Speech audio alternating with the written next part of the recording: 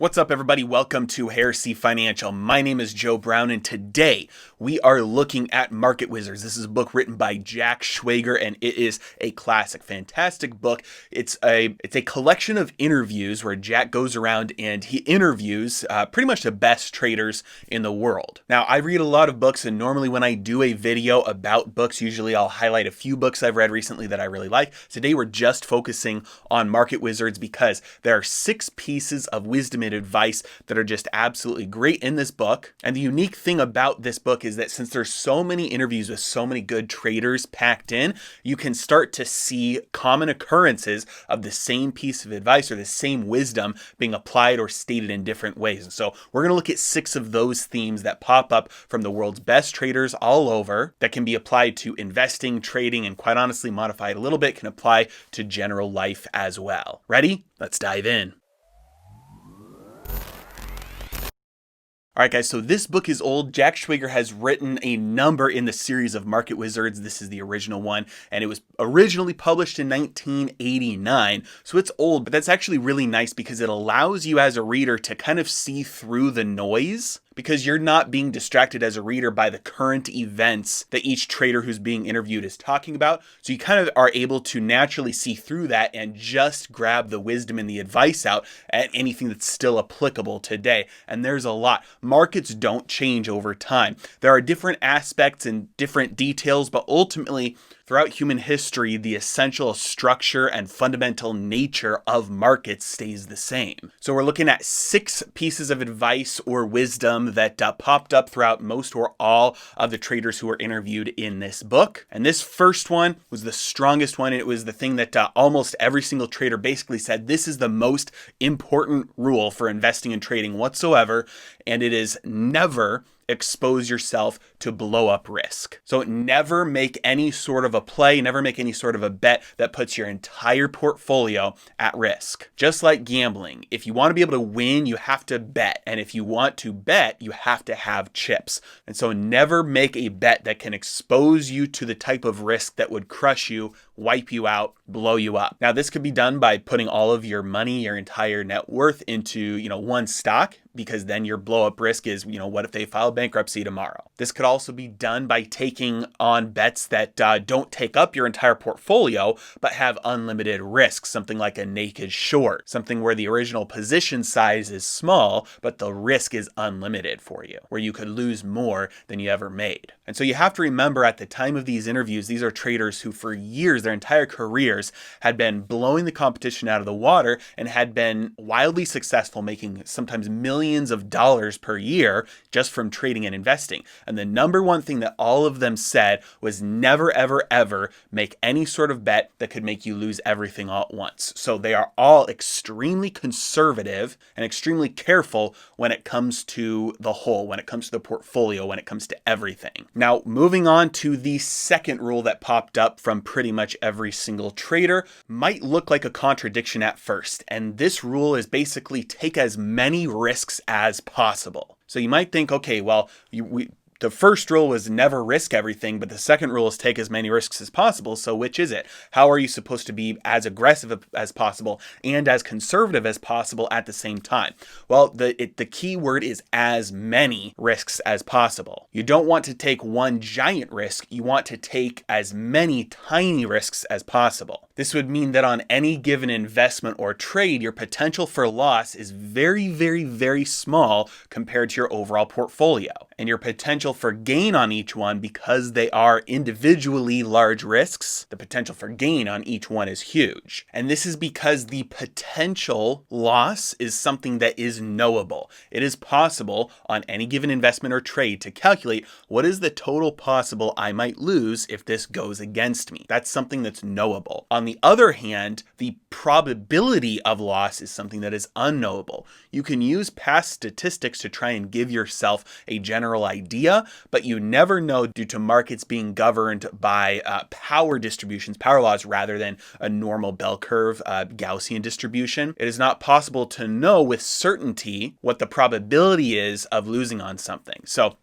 You might think that if you place a trade or buy a stock, you might think, hey, my probability of losing on this trade is, 10%. That's actually unknowable. It's not possible to know future expectations because markets aren't governed by normal distributions. And so when defining your risk, you have to do it from the standpoint of what is the total I could possibly lose if it goes the worst way possible, rather than what are my chances of losing. That brings us to the third rule, which is the tactic, or how you implement giving yourself limited downside potential on each of those bets, and that is cutting your losses quick. There are only 4 possibilities that can happen to you when you're trading or investing. The first possibility is you make a lot of money.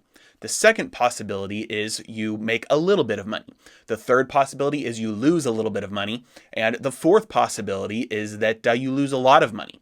Now, in most people's trading or investing accounts, what happens is the big gains and the big losses will offset each other. And then the little gains and the little losses will offset each other. So if the only thing you do is cut your big losses, just stop yourself from the possibility of having big losses by always taking a loss when it's a small loss, never letting a small loss turn into a big loss. That means that you eliminate the possibility of having a big loss, which means your small gains or small losses will offset each other, and then your big wins will drive your performance. So essentially what these traders are saying is get very comfortable to the point of enjoying taking small losses, because every time you take a small loss, that guarantees you that that position can't turn into a big loss. Before you enter the trade, make sure that you know exactly where you are going to get out, what the indicator is that you are wrong, whether it's down 5%, down 10%, whether it's a dollar amount, whether it's a chart level, whatever it is, define your exit point to the downside so that you know exactly where you will get out. If you're wrong, cut your losses quick, fall in love with taking small losses, because that will prevent you from ever having a large loss. Now you're starting to see how these rules basically all kind of fit together. If you always take small losses, then you never have a big loss, which means each of your bets has limited downside potential and a huge upside potential, which means that overall you're never risking your entire portfolio. So now those are the first 3, moving on to number 4. Number 4 is don't care about what should happen. This is a really easy trap for investors and traders and people who like to watch the news and study economics to fall into, where you get into this trap of thinking something should be happening and it's not. This is an ego thing. This is I know better than the entire market on what should happen. And that might be true. It might be true that the market right now is wildly overvalued. It might be true that ever since the bottom in March of 2020 that the market has been wildly overvalued. But if you make a bet based on what should happen rather than what is happening, you might be right, but you won't be profitable. Because if you've been shorting the market since the bottom in March, you're probably wiped out by now. And so let go of the ego of what should be happening and watch what is happening instead. It's far better to be profitable than it is to say, hey, I was right. Because you can still say, hey, I think the market should be going down, but looks like it is going up and looks like it's going to be going up for some time, so I'm going to go long. In investing and trading, you win by making money. You don't win by being vindicated that you were right, but losing money. All right, moving on to rule number 5, and this is probably the hardest one to implement for the active trader, and this is that doing nothing is sometimes just as important as doing the right thing. Now, this communicates that most of these traders and investors who are being interviewed communicated something to the effect of they knew what they were watching very well, and they knew their markets, or they knew their niche, or they had a good intuition, or they had a good system in place, or whatever it was. They had very strong indicators that would tell them when to go long or go short or make a bet. And when the indication or the intuition or the system wasn't giving a strong signal to make a trade or an investment, the temptation is to do something because your money's just sitting there. It's not working for you. And every single time, almost without fail, that they ignored the fact that there wasn't a good signal, wasn't a strong indication to make a play, and they just made a play anyway so that there would be something to do, that's when they lost money. And so holding back your capital until you see something that's, if you're a value investor, holding back your capital until you see something that's on sale. If you're a trader, holding back your your cash until you see something that is overbought so you can short it, or oversold so you can buy it, or whatever the signal is or system is that you're using. It's okay to sit on the sidelines. And if you're trading just to trade, or if you have your money invested just to be invested and you don't feel strongly about it, or your system isn't giving you the signal to get in or to get short, sitting on the sidelines is okay, because it will give you the firepower you need to get in once the signal becomes strong,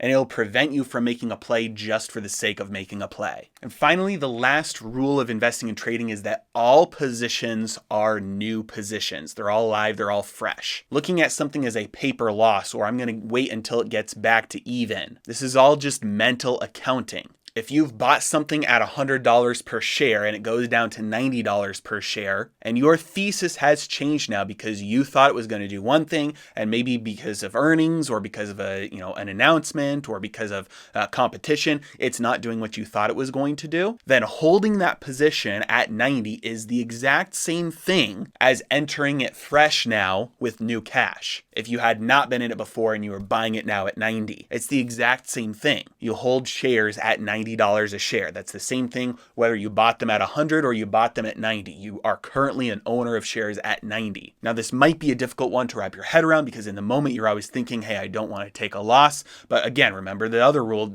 always be comfortable with taking a small loss, number one. But number two, recognize that every position as it goes in the moment is the exact same thing as if you had taken that position fresh immediately at that same moment. Putting yourself in this mindset causes you to continuously and constantly have to question yourself, does my outlook still stand? Do I still think that this is, going to do what I think it's going to do? Do I still think this is going to do what I thought it was going to do originally? If I had cash on the sidelines right now, would I be investing it at this price right now? Now, it doesn't matter whether you're questioning something that's at a paper gain or a paper loss, because if you believe that some action is going to cause the price per share to go from 100 to 150, and the action happens, but it only goes from 100 to 110, you have to ask yourself, why did it not do what I think it was going to do? Am I wrong? And should I get out now because it didn't do what I thought it was going to do? So what new information is out there?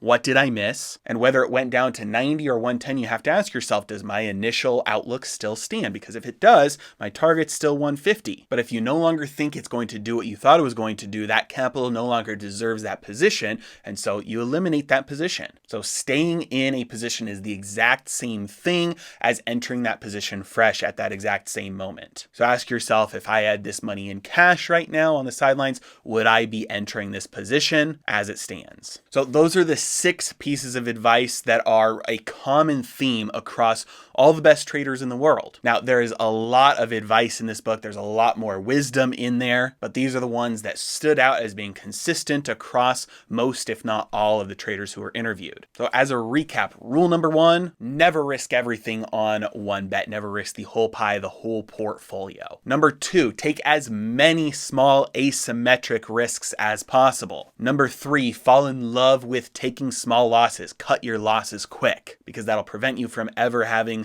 a small loss turn into a big loss. Number 4, never care about what should happen. Let go of your ego and just watch what is happening. Play what is happening and what is going to happen rather than what should happen. It's better to be profitable than right. Number 5, sometimes doing nothing is just as important as doing the right thing. And number 6, the final one, staying in a position is the exact same thing as entering it for the first time right now. And so you have to ask yourself, if I had this cash on the sidelines right now, would I enter into this position right now at the current price? Has the outlook changed? I highly recommend this book. It's a great one. It has been updated over the years, and Jack Schwager has a number of other books in this series as well. So if you'd like to check out this one, I've got it linked in the description below. As always, really appreciate you guys. Have a great day.